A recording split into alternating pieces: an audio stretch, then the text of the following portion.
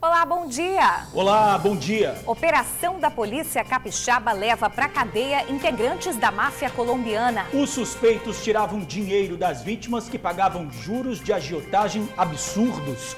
O alvo dos mafiosos são os pequenos comerciantes. Jovem de 17 anos é assassinada em Vitória. O suspeito é o namorado da adolescente. Carolina foi morta com um corte profundo no pescoço. Tem filho na rede estadual de educação? Se a resposta for sim, você já respondeu à consulta pública para a retomada das aulas presenciais? E o TN1 te mostra o estudo que pode determinar ou não a volta de estudantes à sala de aula. Amigo, o arroz com feijão continuam firmes e fortes no prato?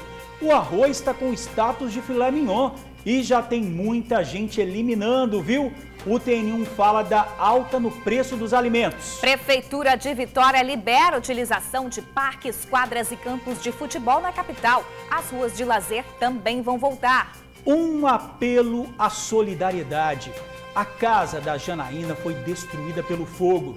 O marido teve ferimentos graves ao salvar os filhos da explosão.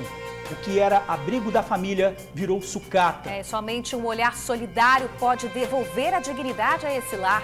E nós convocamos os amigos do TN para entrar nessa corrente do bem. Vem com a gente, fique conosco, TN1 está começando.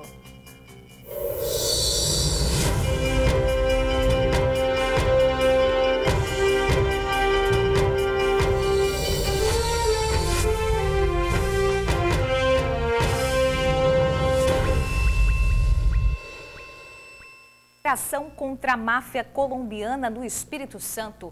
Pelo menos 15 pessoas foram detidas em 3 municípios capixabas. Pois é, o grupo é acusado de extorquir comerciantes e cobrar juros diários, mesmo o devendor querendo pagar a dívida toda. Veja na reportagem de Suzy Faria. A operação contou com 50 policiais civis e foi comandada pelo delegado João Francisco Filho, do DEIC. O nome é Operação Cartagena. O objetivo: desmantelar uma quadrilha internacional formada por colombianos e equatorianos especializados em extorsão e agiotagem a pequenos comerciantes. A investigação, segundo o chefe de polícia, começou há alguns meses. É uma forma violenta que eles utilizam. Eles emprestam dinheiro, pouca coisa, mas os juros é diário. E chega um momento que a pessoa não consegue mais pagar. Aí eles começam a fazer cobranças abusivas, com violência. Recentemente tivemos um incidente aqui em Vila Velha, houve até troca de tiros, um policial nosso até foi baleado, enfim. Então, a partir desse momento, nós já tínhamos informações que havia uma máfia colombiana agindo no estado. Depois daquele momento, então, nós desencadeamos essas investigações e agora vai um segundo ciclo dela, que é justamente entender, ver valores, ver como é que funciona, o organograma, enfim. Então agora é a segunda fase da operação. Foram cumpridos 10 mandados de busca e apreensão e 7 de prisão. Neste edifício, em Itaparica, Vila Velha, 4 pessoas foram detidas. Uma delas foi identificada como sendo Tele Roberto Salinas Alava, o gerente da quadrilha. No apartamento onde morava, foram apreendidos dinheiro, caderno com anotações e cartões que eram distribuídos no comércio. Esse comerciante de Cariacica foi assediado pelo bando, mas não aceitou.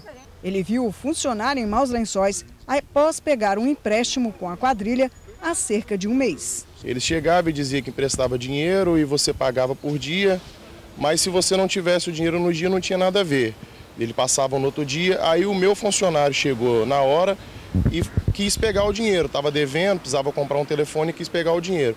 Ele foi e pegou R$600, aí eles passavam por dia e recebia. Depois ele foi e pegou mais R$1.000 com eles. Tinha um cartãozinho, todo dia quando eles passavam, eles assinavam esse cartão comprovando que você pagou.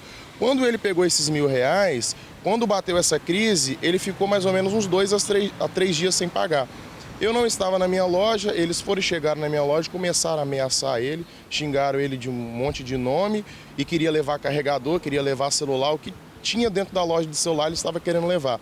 Meu funcionário desesperado me ligou, eu fui, cheguei lá. Mesmo eu querendo pagar os R$1.000 que meu funcionário tinha pegado, eles falaram que para eles não resolvia o problema. O que eles queriam eram os juros que meu funcionário pagasse. E na cabeça deles a dívida já estava em quanto? E já estava mais ou menos a uns R$1.800. As investigações começaram após um incidente que aconteceu no início deste ano, em janeiro, quando um policial civil foi ajudar uma pessoa que ele pensava ter se acidentado já que subiu numa calçada e bateu num poste, acabou baleado. Isso porque, na verdade, o que aconteceu com essa vítima é que enquanto ele estava passando de moto pela rua, foi atingido por vários disparos. Os assassinos estavam em uma moto.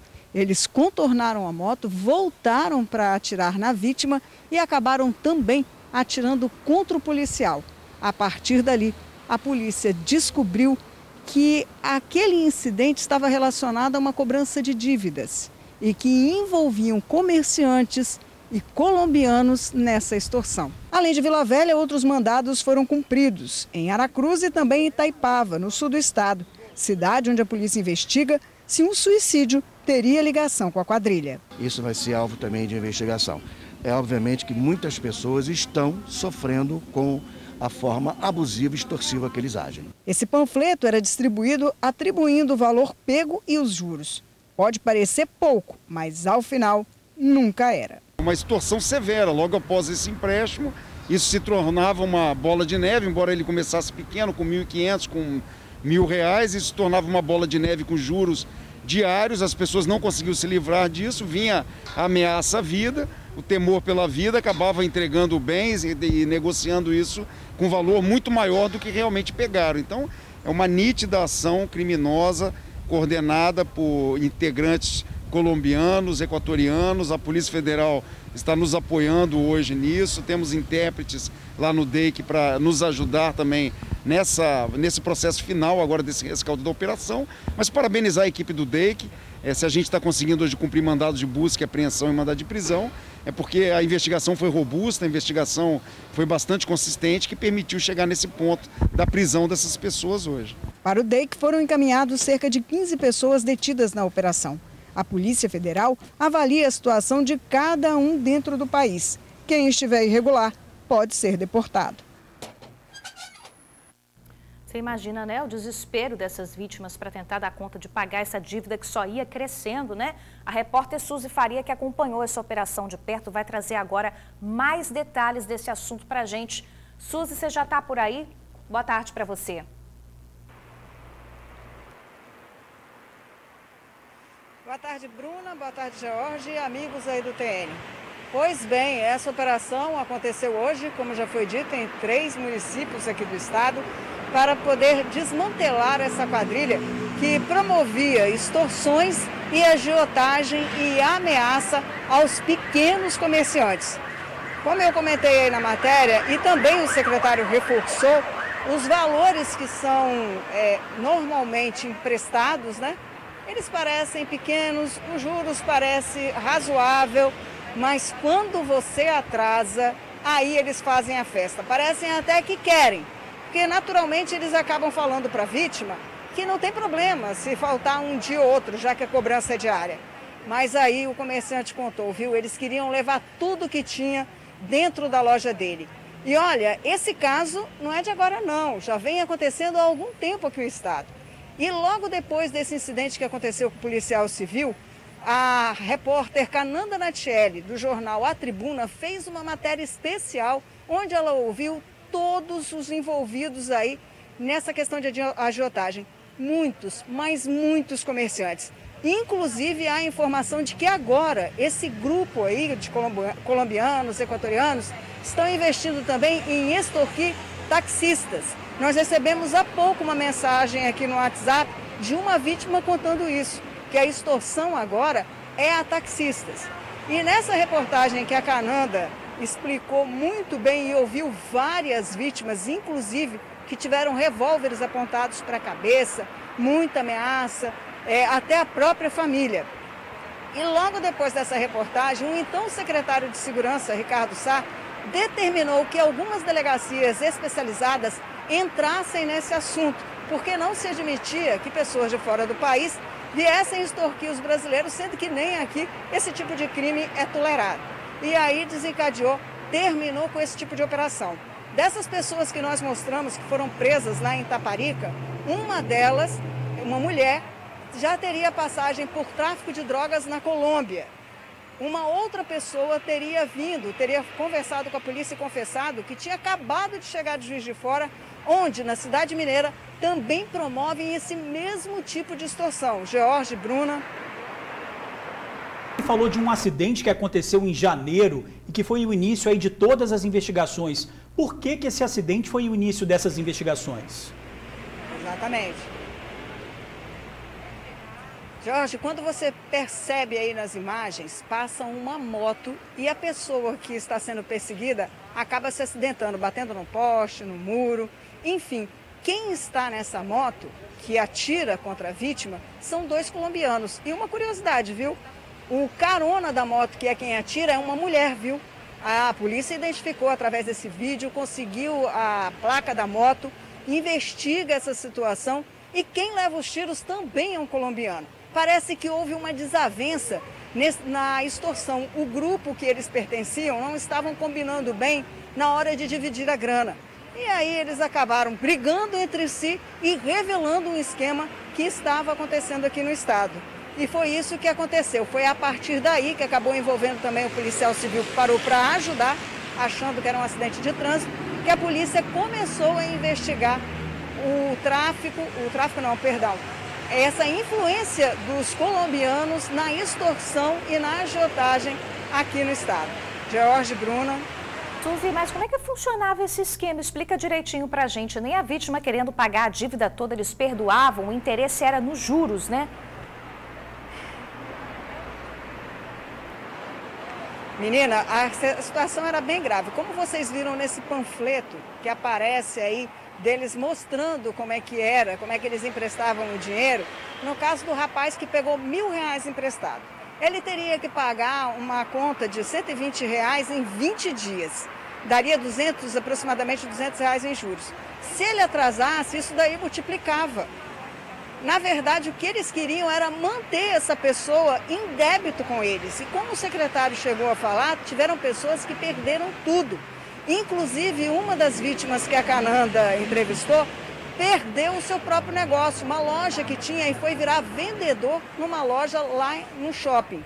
Para você ver como é que era. Então, todo dia eles passavam para pegar o valor de R$120. Se você não tinha, tudo bem, não tinha problema não. Eles se faziam até de camarada.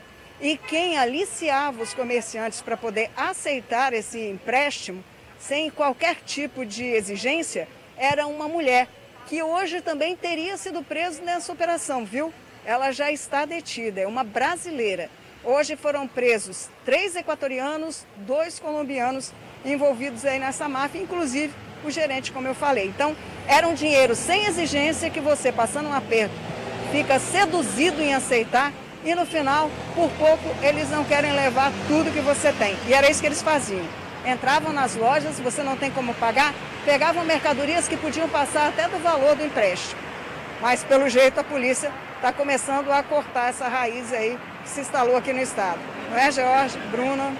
Pois é, Suzy, realmente, né, se aproveitar aí das pessoas e fazer uma coisa dessa. Ô, Suzy, você também tem informações aí, novas informações, sobre a explosão que aconteceu durante um churrasco depois de uma cavalgada ontem, não é isso? Isso, Jorge. A nutricionista que aparece nas imagens que nós mostramos continua internada no hospital. Nossa produção tentou falar com a família dela, mas o pai, muito abalado, prefere, por enquanto, não dar qualquer entrevista, não falar nada. Ele só está focado na recuperação da filha. Agora, a informação que nós temos é que ela está com 50% do corpo dela queimado. Continua internado também um policial militar de 47 anos que também foi vítima do álcool, daquela explosão que aconteceu lá durante essa cavalgada, né, e mexer nessa churrasqueira. Suzy, você traz também outro destaque policial. Uma mulher teria sido morta no interior do estado a machadadas. Que história é essa? Isso mesmo, foi na zona rural de Afonso Cláudio. Marido e mulher estariam discutindo e ele, muito nervoso, acabou pegando uma enxada e atacando a esposa. Felizmente, ela não resistiu ao ataque que sofreu e morreu no local. A polícia está apurando esse caso lá em Afonso Cláudio. Mas olha, Bruna, George, nós temos outro caso igual a esse, que daqui a pouco a Vanessa vai trazer uma matéria que ela fez e vai até explanar. É muito importante que as pessoas continuem assistindo, que vai dar dicas, inclusive, de saber quando o relacionamento começa a ser abusivo, para impedir que cenas como essa, que cheguem a finais como esse, não é verdade? Então aconteceu hoje lá em Afonso Cláudio e aconteceu também aqui na Grande Vitória, e a Vanessa vai detalhar tudo isso daqui a pouquinho.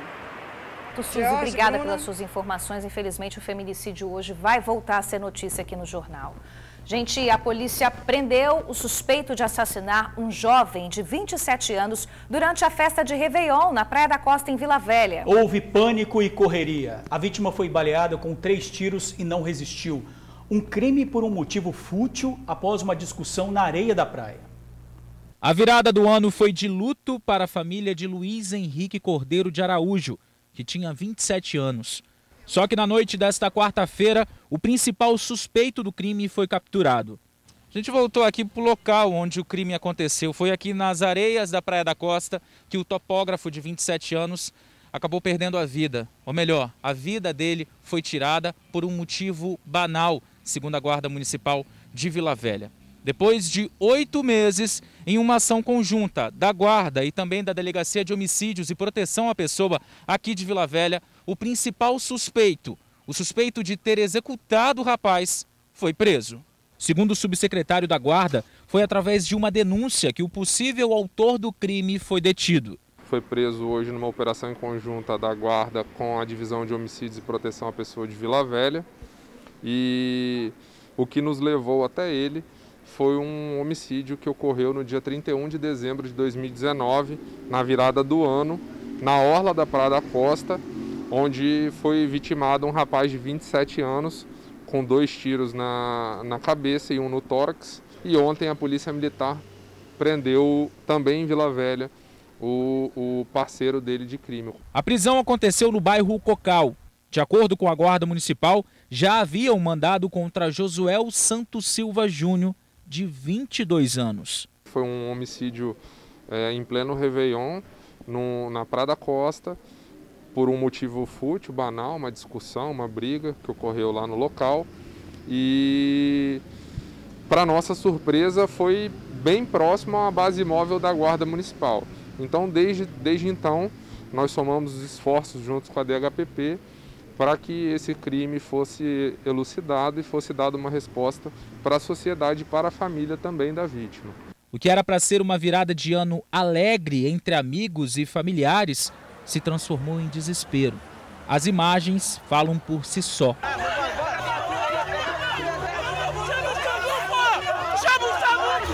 Mostram o topógrafo sendo socorrido e levado para o carro da Guarda Municipal. Luiz Henrique Cordeiro de Araújo chegou a dar entrada em um hospital, mas não resistiu aos ferimentos. Outras pessoas são investigadas pelo crime. O suspeito está no presídio. E olha, pessoal, um crime cada vez mais comum durante a pandemia: o golpe contra idosos. De acordo com a Federação Nacional de Bancos, houve um aumento de 60%. Muito triste isso, né? Os bandidos se aproveitam que os idosos gostam de ter atenção e conversar e acabam usando de simpatia e boa lábia por telefone para conseguir transferências em dinheiro. O golpista sabia o nome, CPF e outros dados do aposentado Renato e dizia que precisava confirmar um bloqueio de transferência do banco no valor de R$ 5.500. Eu queria saber se eu posso fazer a confirmação do agendamento de transferência no valor de R$ 5.500. Posso autorizar? Após 15 minutos de conversa pelo celular, Renato desconfiou que poderia ser um golpe. Através de um aplicativo que ele pediu que eu baixasse e instalasse no celular, quando ele me pediu pleno acesso, que seria, no caso, nem para ele, que seria o guardião do banco, nessa hora que eu falei, peraí, eu vou estar permitindo o cara ter acesso pleno ao meu celular, esse negócio não está muito certo. Foi a hora que eu me senti inseguro. Foi quando eu falei com ele, peraí, então vai o seguinte, eu vou ligar para a minha gerente. Aí, na hora que eu liguei para a gerente, eu falei, meu Deus do céu, Renato, pelo amor, você não passou nada nenhum dado para ele? Eu falei, não passei não. Graças a Deus, porque isso é golpe. E durante a pandemia, muitas pessoas têm usado mais os celulares, computadores. E segundo uma pesquisa realizada pela Federação dos Bancos, neste período aumentou em 60% os casos de golpes direcionados aos idosos. Idoso é uma pessoa que naturalmente ele acredita nas pessoas. O idoso adora conversar, adora bater papo, né? Adora passar experiência para a gente, né? Então eles gostam de conversa.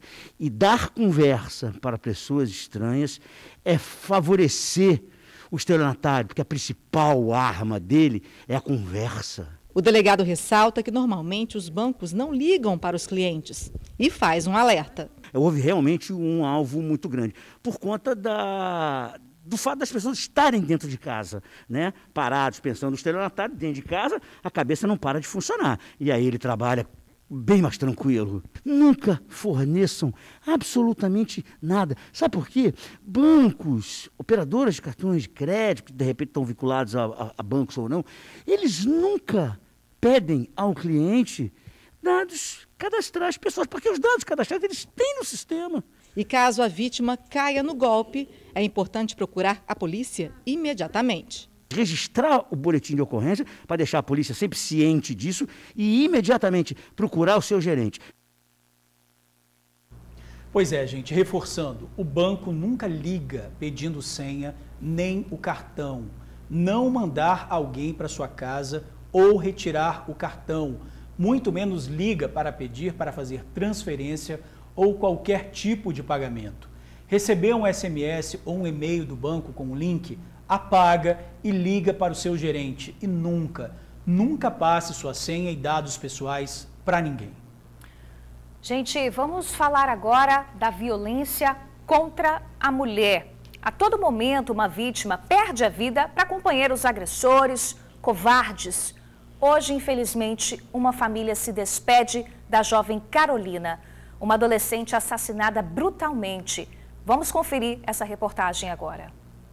Desolado, o irmão ainda não consegue acreditar no que aconteceu. Menina meiga.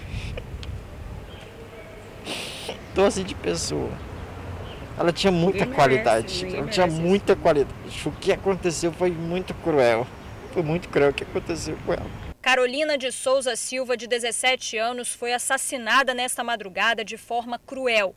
O principal suspeito de ter cometido o crime é o namorado identificado como Gustavo Davi Coutinho, de 19 anos. Ela teve um corte profundo no pescoço provocado por uma serra de obra. O irmão recebeu uma ligação com a notícia ainda de madrugada. Falando que a Carolina foi assassinada, foi encontrada morta. É um choque pra gente, não dá pra acreditar. O crime aconteceu nesta escadaria que fica na Rua da Paz, no bairro São Pedro, em Vitória. Testemunhas contaram que horas antes do crime o casal estava sentado aqui na escadaria conversando e que em determinado momento entraram para essa casa. Não tem ninguém morando aqui, a casa está em construção e é da avó do rapaz. Em determinado momento, testemunhas ainda escutaram um barulho dentro da casa. Já teria sido Carolina sendo agredida. E logo em seguida, a menina teria sido assassinada. O rapaz ainda tentou fugir pelos fundos da casa, mas foi contido por populares que o seguraram até o momento da chegada da polícia. Para os PMs, de acordo com o boletim de ocorrência, o jovem disse que, de fato, matou Carolina. O suspeito foi levado para o plantão especializado da mulher e encaminhado ao presídio. O irmão conta que Carolina namorava o rapaz há cerca de 4 anos. Que foi o primeiro namorado e que já havia sido agredida por ele várias vezes. Chegou, inclusive, a registrar boletins de ocorrência. Acho que na cabeça dela ele podia mudar, mas foi completamente diferente. Acima do peito dela tem uma cicatriz, uma cicatriz. E eu acho que essa foi uma das primeiras agressões dele. A gente sempre queria que ela saísse fora dele, porque a gente sabia que não prestava. Carolina trabalhava como menor aprendiz, morava com uma outra irmã em Vitória. Perdeu a mãe há pouco tempo. Desde então, os 6 irmãos se uniram e os conselhos para que ela deixasse esse relacionamento abusivo eram constantes. Agora, a família pede por justiça. Espero que ele pague. Eu sei que a justiça brasileira é uma porcaria. Alguma hora depois ele vai sair. Ele vai sair, ele pode fazer isso com uma outra pessoa. Que história triste, né, gente? Mais uma que a gente conta aqui. Por que insistir, né? Fica a pergunta, né? Por que insistir? A repórter Vanessa Calmon traz novas informações sobre esse caso. Olá, Vanessa, boa tarde para você. Muito boa tarde, George. Boa tarde, Bruna. Boa tarde a todos que acompanham o TN. Pois é, vocês acabaram de acompanhar essa história triste, trágica, que terminou, né, no assassinato de uma menina de 17 anos, a Carolina, que vivia num relacionamento abusivo com o então namorado dela, o Gustavo. Bom, a nossa produção, ela conseguiu entrar em contato com a irmã da Carolina, que morava com ela, e essa irmã nos deu acesso a um documento de medida protetiva, inclusive, gente. A Carolina tinha uma medida protetiva contra ele, mas acabou se encontrando com ele na noite de ontem. Também tinha boletins de ocorrência, como vocês viram na matéria, né, de agressões contra ele. A irmã também contou que no período que ele ficou preso, porque ele já ficou preso por essas agressões, a Carolina saiu, postou fotos com as amigas, e isso talvez poderia ter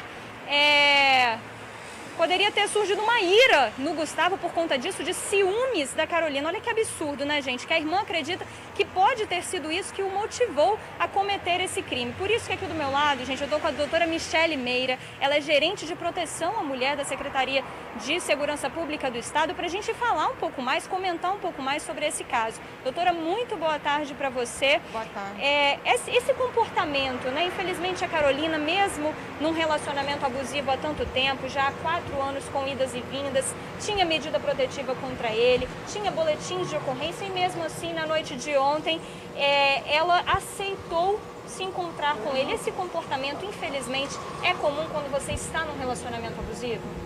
Então, primeiro é importante a gente sempre falar que a gente não deve julgar, às vezes, o comportamento dessa mulher, né, dessa vítima. É muito comum, infelizmente, as mulheres acreditarem que haverá mudanças no comportamento da pessoa com quem ela mantém um relacionamento. A gente sempre fala que é muito difícil para a mulher que está dentro de um relacionamento abusivo perceber que está dentro de um comportamento abusivo, de um relacionamento abusivo, e conseguir se desvencilhar desse agressor, porque não é igual a um crime que acontece na rua, um ladrão que roubou seu telefone, que você nunca viu. Existem muitas questões emocionais ligadas nesse relacionamento. Então, o que a gente sempre orienta é que a mulher perceba sinais desses comportamentos. Por exemplo, ciúmes excessivos não são normais, cercear telefone, vida com amigos, né, família, isso não é um comportamento comum. E a gente sempre orienta, aconteceu a primeira agressão, seja ela, não seja só física, uma agressão verbal, uma ameaça, já é um sinal de alerta. A mulher pode já comparecer à delegacia, fazer o boletim de ocorrência e procurar ajuda e se distanciar desse agressor. Doutora, pegando esse gancho, então, que você falou sobre a mulher, que ela pode procurar a delegacia e fazer o boletim de ocorrência, gente, só nos primeiros 6 meses desse ano, mais de 1.800 mulheres procuraram a delegacia e denunciaram seus parceiros contra a agressão. Inclusive, gente, esse ambiente de agressão que muitas vezes tem até os filhos dentro de casa, isso pode influenciar negativamente na vida deles. Nesse final de semana, uma adolescente acabou matando o ex-padrasto. Acompanhe na matéria do Yuri Demuner. A minha filha mais velha é a que mais sofreu. Ele batia muito nela. Me deu uma surra, quase me matou. Deu botar sangue pela boca. O relato desta mulher que tem medo de aparecer é o resumo de 11 anos de um relacionamento abusivo. A marca na cabeça é de uma facada que ela levou do ex-companheiro há pouco mais de um mês. Um mês atrás ele meteu a faca na minha cabeça, entendeu? E na minha mão. E ele só não me matou porque o próprio vizinho levantou o braço dele, todo mundo saiu puxando ele, empurrando ele, entendeu? E ele ia me matar. Era para ser no pescoço, mas agarrou e acertou na cabeça. Ele chegou a falar para mim, eu não te matei ainda porque eu tenho uma filha com você. O casamento chegou ao fim um ano atrás, mas as ameaças continuaram. O autor das agressões era Orlando Gomes Ferreira. Ele foi morto pela ex-enteada de 16 anos no último domingo. A mãe conta que a filha cresceu assistindo e sofrendo com as brigas. Via tudo, tem um pouco de trauma com tudo isso. Minha vida foi um sofrimento com ele, até que chegou o ponto de eu não aguentar mais e separar. Nos primeiros 6 meses deste ano, 1.845 mulheres denunciaram para a polícia que foram vítimas de violência dentro de casa. Muitas vezes essas agressões aconteceram na frente dos filhos. Especialista explica que crescer em um ambiente familiar conturbado pode deixar a criança violenta, além de influenciar na personalidade que ela vai desenvolver na vida adulta. Depressão, a negativa para a formação futura de família, ou ter filhos é um problema, eu não quero ter filhos. Crianças que vivendo nesses lares onde possuem agressores também vão agredir irmãozinhos. A mãe da adolescente acredita que as agressões sofridas durante anos por ela e pela filha podem ter influenciado no cometimento do crime. Eu acho que a reação dela, ela queria me defender, entendeu? A minha mãe, não sei. Eu acho que ela não foi para matar, entendeu? Eu acho que ela se defendeu deles. Porque quando eu cheguei, ele estava com o pau na mão e partindo para cima dela. O ideal para o desenvolvimento infantil é manter um ambiente familiar saudável. Então, diálogo sempre, um tom de voz mais ameno, evitar discutir perto dos filhos, dos adolescentes também, né? Dispor o companheiro, o marido, a esposa, os filhos, evitar comparações é muito importante.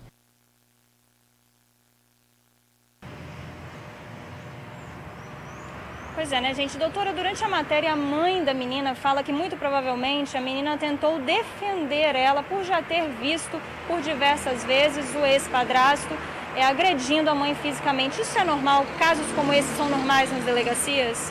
É importante os pais ficarem atentos, porque existem dois fatores na criança assistir crescer num ambiente violento.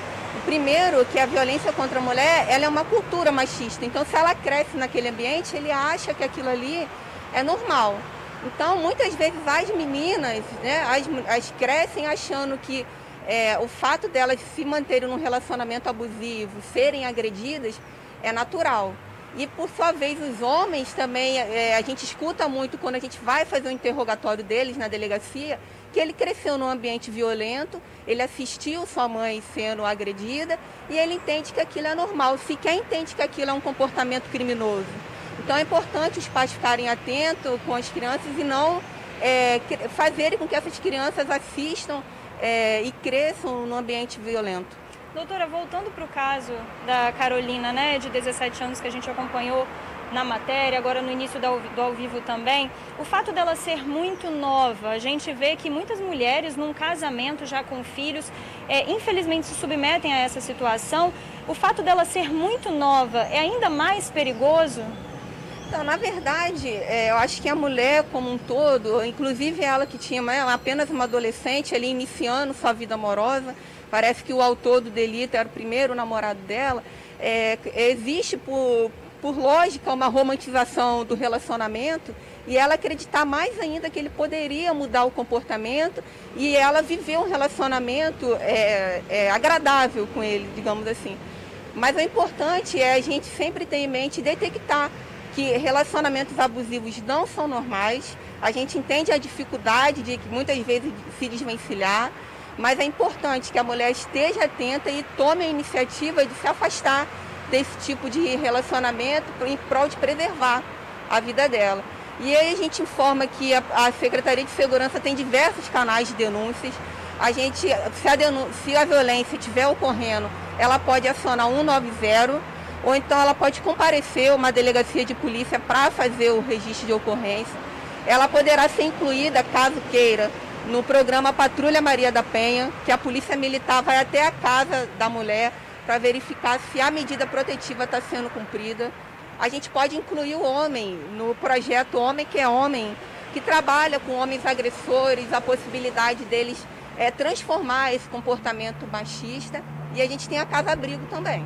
Ou seja, são várias ações, né, que a Secretaria de Estado de Segurança Pública, por meio da Gerência de Proteção à Mulher, oferece, gente, às mulheres que são vítimas de agressão. Eu volto com vocês aí no estúdio, George e Bruna. Obrigada, Vanessinha. Agradece aí a delegada também. Importante a gente sempre falar desse assunto, porque não é de hoje que a gente mostra esses casos tristes de feminicídio, né, George?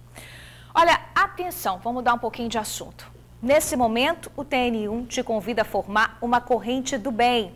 Nosso olhar cidadão enxerga que somente a solidariedade pode devolver a uma família da Serra o abrigo que virou sucata depois de uma explosão. É isso mesmo, essa história só não é ainda mais grave porque dentro da casa morava um herói, um pai que salvou toda a família.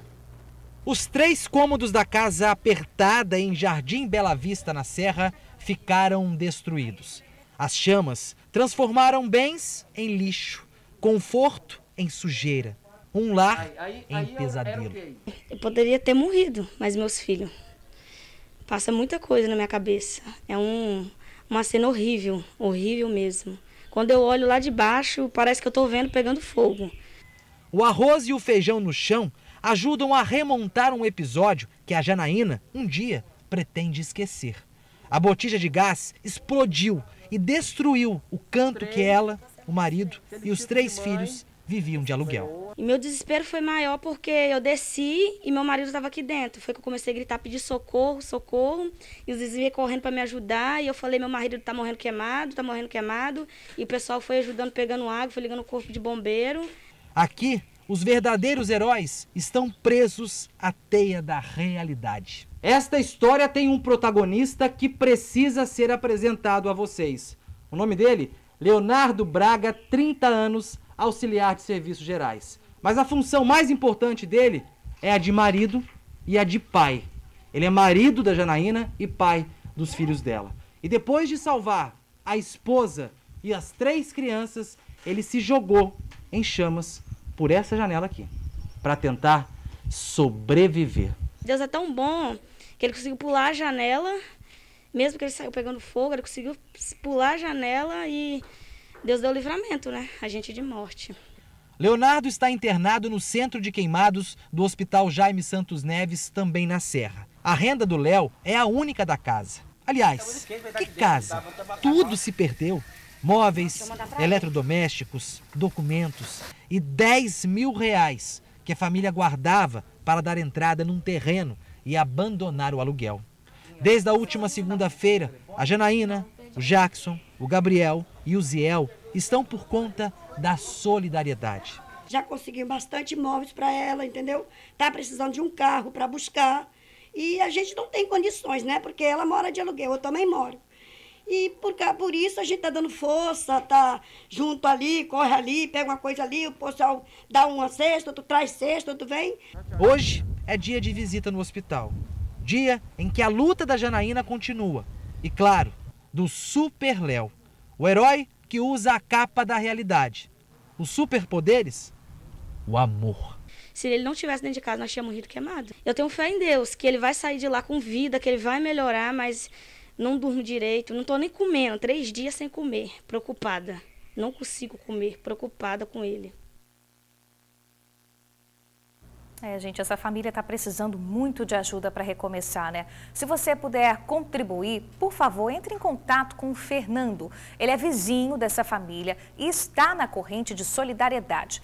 O telefone dele está aparecendo aí na sua tela, 99801-6046, 99801-6046. A Prefeitura de Vitória liberou a utilização de parques, quadras e campos de futebol na capital. As ruas de lazer também vão voltar. A decisão foi tomada ontem após uma reunião do prefeito com os secretários das pastas relacionadas ao tema. Os parques estavam com horário restrito de funcionamento, mas agora voltam à normalidade, de terça a domingo, das 6 da manhã às 10 da noite. A rua de lazer retorna no próximo domingo. Lembrando que nos parques e praças, a utilização de máscaras e álcool em gel continua sendo obrigatória. Nos parques, nas praças e em todo lugar, né, Georgia? A gente tem que se prevenir, a pandemia continua. De ontem para hoje foram registradas 12 mortes por Covid-19 aqui no estado. Nas últimas 24 horas foram 690 casos confirmados e 150 pessoas estão curadas. Vamos dar uma olhada no panorama geral da doença no Espírito Santo? Nós temos aí o registro de 117.270 casos confirmados. 107.156 pessoas conseguiram vencer a batalha contra a doença. 3.298 perderam a vida aqui no Espírito Santo. Olha, gente, vamos mudar um pouquinho de assunto. George, você que faz compra do mês aí no supermercado, Difícil comprar arroz, feijão e um bocado de coisa, né? Tá muito difícil. Olha, a alta dos preços dos alimentos já foi sentida pelos consumidores. Os PROCONs de todo o país estão cobrando providências do governo federal. Arroz e feijão fazem parte do prato do brasileiro, mas o preço está salgado. O valor do feijão teve alta de 28,92% e o arroz 19,25%. Outros itens da cesta básica, como óleo de soja e leite, também estão mais caros. Muito, aumentou tudo. Está horrível. Os supermercados estão pela hora da morte. O óleo, nós compramos de 3 e pouco, lá está R$5, 6. Feijão, R$12, R$11. Leite, você está vendo isso aí? Esse absurdo. Arroz, eu acho desnecessário. Não, cada semana que estiver no supermercado, alguma coisa aumenta. Diz que o governo não está querendo tomar conta, intervir, mas tem que tomar conta. E para isso ele tem o PROCON. Devido ao aumento, os PROCONs de todo o país, em conjunto com a Ordem dos Advogados, enviaram um ofício aos Ministérios da Economia e da Agricultura, cobrando providências e explicações da alta nos preços de produtos da cesta básica. Nós, em conjunto com os PROCONs Brasil, Ministério Público e Ordem dos Advogados do Brasil, através da Comissão de Direito do Consumidor, nós oficiamos o Ministério da Justiça e o Ministério da Agricultura para prestar informações que justifique este aumento dos preços. Segundo economistas e os empresários, o aumento desses itens, principalmente que fazem parte da cesta básica do brasileiro, se dá por causa do aumento do dólar, da exportação e até o valor da gasolina. O dólar nos últimos meses ele aumentou de uma forma absurda, então isso está impactando em todos os produtos que são importados. O arroz, uma boa parte dele é importado, entendeu? O feijão, a segunda questão é o apetite dos mercados externos, especialmente da China, que está com a economia que não teve essa queda que está tendo o Brasil, porque eles estão com um crescimento de quase 10% do PIB, e comprar a produção toda brasileira antecipadamente. Para o empresário, ainda não existe uma previsão para baixar esses valores, mesmo após a Câmara Federal anunciar a proibição no aumento dos preços da cesta básica durante a pandemia. Isso aí é o mercado, que regula tudo ao mercado. Se o mercado está aquecido lá fora, está comprador, o Brasil está com a produção. Estou te falando que a gente, para comprar aqui arroz, óleo, principalmente esses dois produtos, está muito difícil para o supermercado conseguir administrar isso, porque simplesmente a gente vai para comprar e não tem. Além dos preços, o PROCON também está fiscalizando estabelecimentos que estão limitando a compra de produtos da cesta básica. Precisa esses estabelecimentos informar, esclarecer o consumidor o porquê desse limite desses produtos, inclusive com essa alta que não temos justificativa até o momento. Pois é, Bruno, arroz com preço de carne, hein? Pois é, filé mignon ainda, né? Não é qualquer carne, não. Exatamente. E arroz, o alho para temperar o arroz, tomate, óleo, quer dizer, uma coisa leva a outra e você está pagando mais caro em tudo. Alho também, R$24 o quilo, arroz, né, quase 40, 20 e poucos, 30 e poucos, dependendo do local. Um absurdo. E aí são várias justificativas, né? O dólar, o supermercado está repassando o preço que eles compram os produtos, mas aí no fim das contas quem paga o pato literalmente é o consumidor, né? Quem quiser denunciar a alta dos preços, gente, do supermercado, pode ligar para o número 151 do PROCON estadual. E hoje à tarde, o Ministério da Justiça notificou empresas e associações cooperativas ligadas à produção, distribuição e venda de alimentos da cesta básica para questionar a alta nos preços dos produtos. Todos terão 5 dias para responder aos questionamentos. E o governo federal decidiu zerar o imposto de importação de alguns tipos de arroz até o final do ano. E olha, a seguir, bandidos trocaram tiros com a guarda municipal durante uma abordagem, mas os agentes conseguiram apreender uma submetralhadora de fabricação caseira. Saidinha tira da cadeia por uma semana Toninho Pavão. É aquele que fugiu do presídio de segurança máxima pela porta da frente vestido de mulher. E ainda tem filho na rede estadual de educação?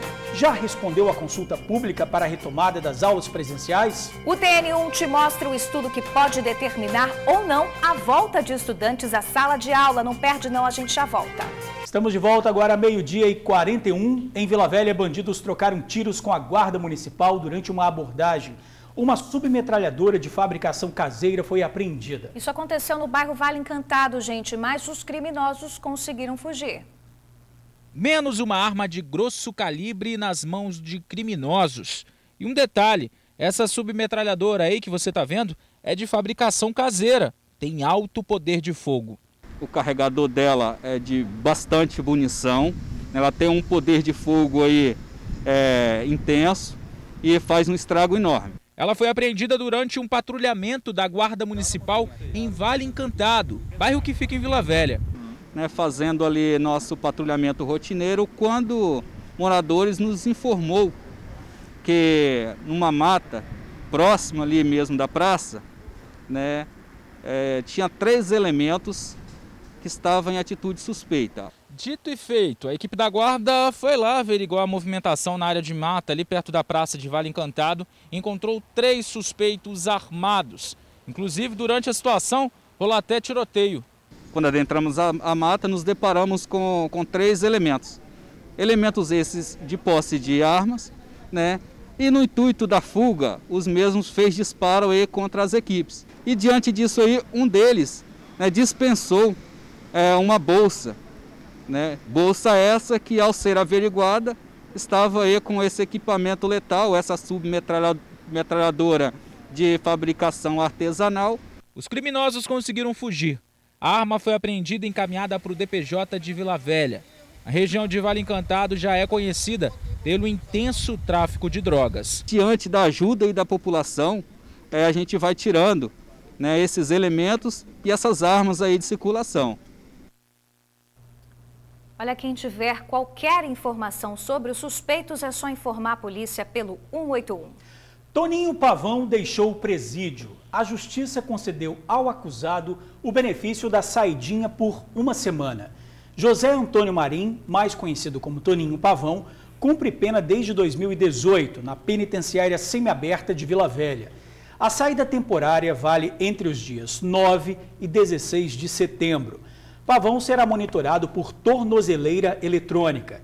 De acordo com a Secretaria Estadual de Justiça, um alerta será feito quando o equipamento estiver descarregado, desconectado ou circulando fora da área de abrangência ou horário autorizados.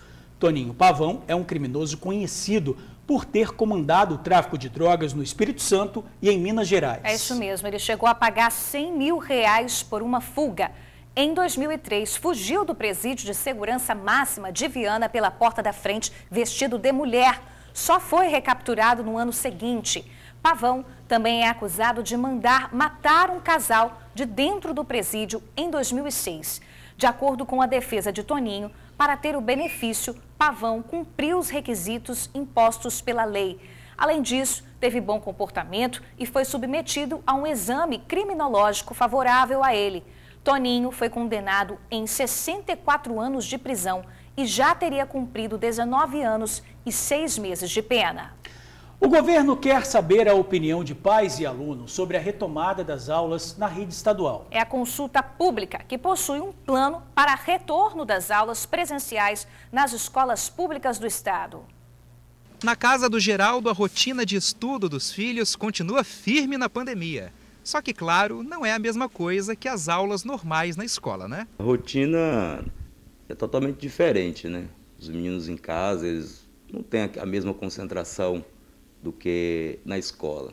Não tem aquele mesmo interesse. Mas, na medida do possível, vai fazendo. Otávio tem 14 anos, estuda na rede municipal de ensino de Vila Velha. E o Pedro Henrique, de 16, estuda na rede estadual. É lógico que eles não veem a hora de voltar à rotina normal na escola. Para isso, a Secretaria de Educação lançou na última sexta-feira um plano de retomada das aulas presenciais para a educação básica, que são a infantil, a fundamental e o ensino médio na rede estadual. As aulas estão suspensas até o dia 30 de setembro. Esse plano de retomada envolve uma consulta pública no site da SEDU. As pessoas têm até o próximo dia 14 para manifestar suas opiniões. Geraldo deu uma olhada no site e achou a iniciativa bem interessante. A iniciativa do governo de ouvir os pais Isso é muito importante, isso é interessante, mesmo porque o resultado de liberar ou não liberar pode trazer um danos muito grande, porque o ano letivo já praticamente já está no final. O plano de retomada tem 3 aspectos: pedagógico, psicossocial e sanitário. Apesar das atividades estarem suspensas até o próximo dia 30, esse prazo não é definitivo, ele pode ser estendido. E também não quer dizer que as aulas vão retornar no dia 1º de outubro. Além disso, a consulta pública serve para avisar as pessoas, alertar a população a respeito dos procedimentos que serão adotados quando as aulas retornarem. O plano prevê retorno das aulas com revezamento semanal e em etapas. A gente pegaria metade de uma turma, dividiria em 2 metades, uma metade vem numa semana, a outra metade, revezando com a metade anterior, vem na outra. E com isso você garante uma diminuição pela metade do número de alunos em sala de aula. Até o momento, a Secretaria contabilizou mais de 3.000 questionários preenchidos. Com aspectos pedagógicos, administrativos, sanitários e psicossociais, que está em consulta pública para leitura e feedbacks das pessoas, né? Observações, críticas, comentários. Claro que muitos pais, como o Geraldo, estão na torcida para as aulas voltarem logo, mas existe sempre aquele receio sobre como e quando isso vai acontecer. A escola é diferente, a escola é uma aglomeração, então na minha opinião, está cedo demais ainda para iniciar. Eu acredito que se começar a liberar tudo, talvez, né, pode ser que aconteça um número de contágio ainda maior. Olha, gente, o documento de consulta pública fica disponível até o dia 14 desse mês lá no site sedu.es.gov.br. Bruna, vamos às manchetes do jornal A Tribuna agora. Olha só, tem aqui novos testes com vacina no Brasil. Produzido pela Covax, imunizante terá estudos clínicos das fases 2 e 3 no país. Busca por voluntários será feita ainda este ano. Detalhes no jornal A Tribuna de hoje. E tem outro destaque aqui também. A gente estava falando do aumento do preço dos produtos no supermercado. Tem uma reportagem falando que o governo está zerando o imposto para conter esses aumentos, especialmente o aumento do arroz. E que, inclusive, esse valor mais alto já está sendo repassado para os consumidores de restaurantes. Tem esses e outros assuntos no jornal A Tribuna de hoje. Olha só. Quinta-feira, 10 de setembro, veja os destaques do jornal A Tribuna. Reforma vai criar novo FGTS só para servidores. Na foto principal, Flá atropela mais um. Explosão em churrasqueira deixa nutricionista em estado grave. Rua do Lazer volta no domingo e campos de futebol estão liberados. Tratamento revolucionário contra a celulite é aprovado dos Estados Unidos. E ainda manchete no jornal A Tribuna. Em AT2, se o amor faz sofrer, não vale mais a pena. Preços disparam e supermercados já limitam compras. Novo Peugeot 208 chega por R$ 74.990.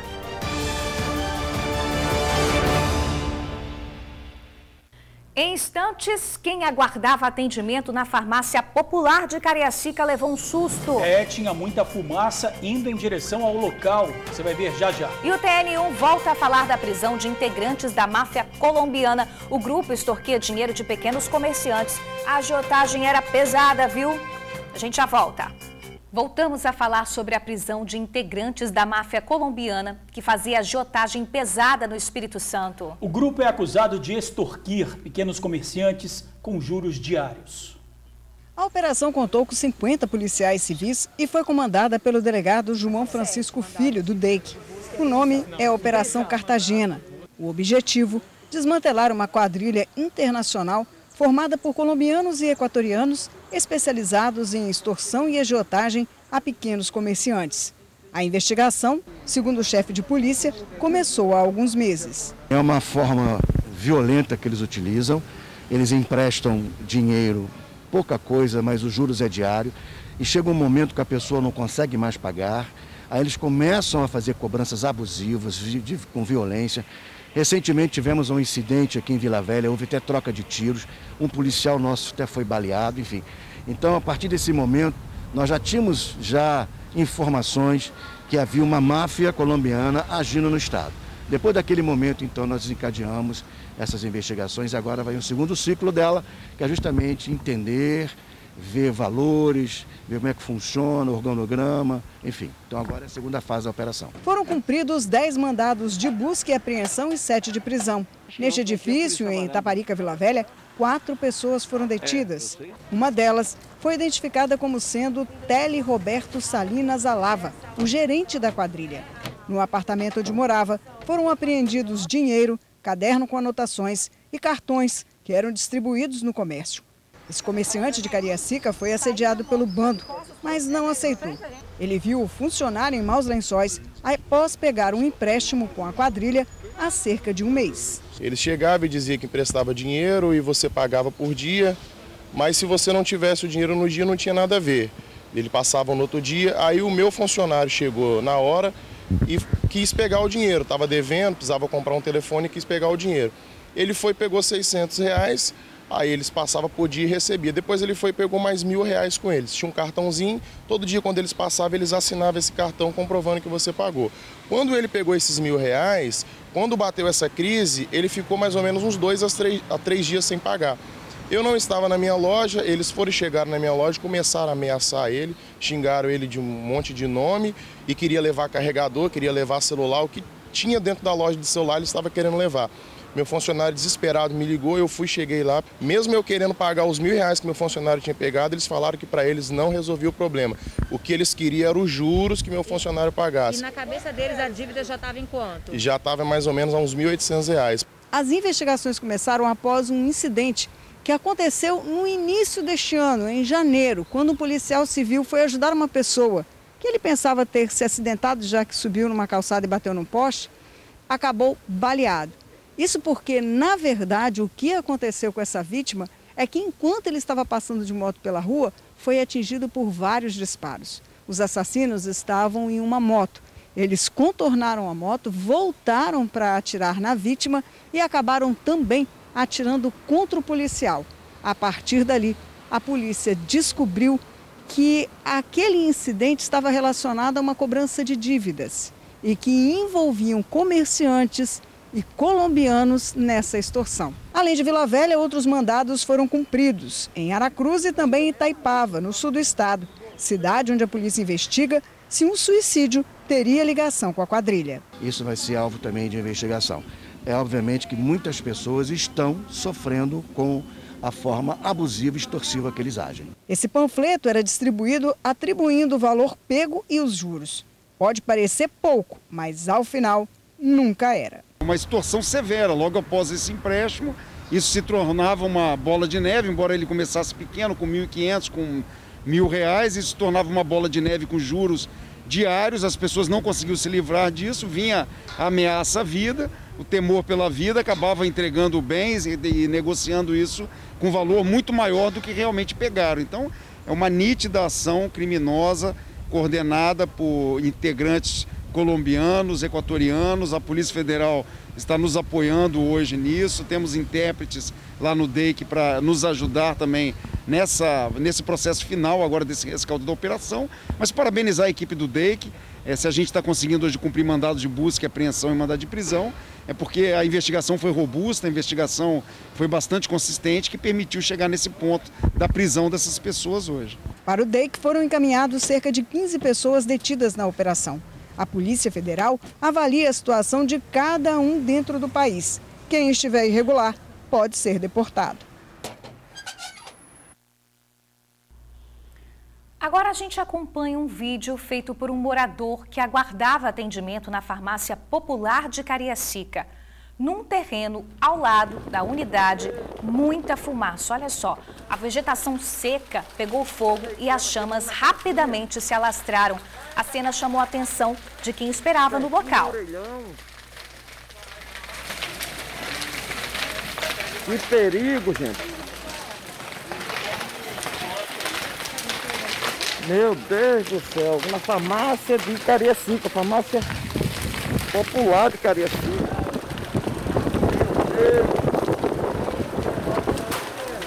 gente? Nossa produção recebeu esse vídeo que vocês viram agora há pouco e a gente ainda não tem muitos detalhes dessa ocorrência. Mas como a gente está vendo aí nessas imagens, é muito preocupante porque a fumaça e as chamas estão muito próximas à unidade da farmácia popular. A gente vai ver esse assunto. Espero que termine tudo bem, né, George? Exatamente. Detalhes aí no Tribuna Notícias, segunda edição, e também a cobertura aí sobre a operação da máfia colombiana. Pessoal, a gente fica por aqui. Muito obrigado por assistir ao jornal, pela companhia de sempre. E a gente espera amanhã, 5 para meio-dia. Nosso encontro está mais que marcado. Nós dois estamos te esperando aqui amanhã. Beijo, se cuida.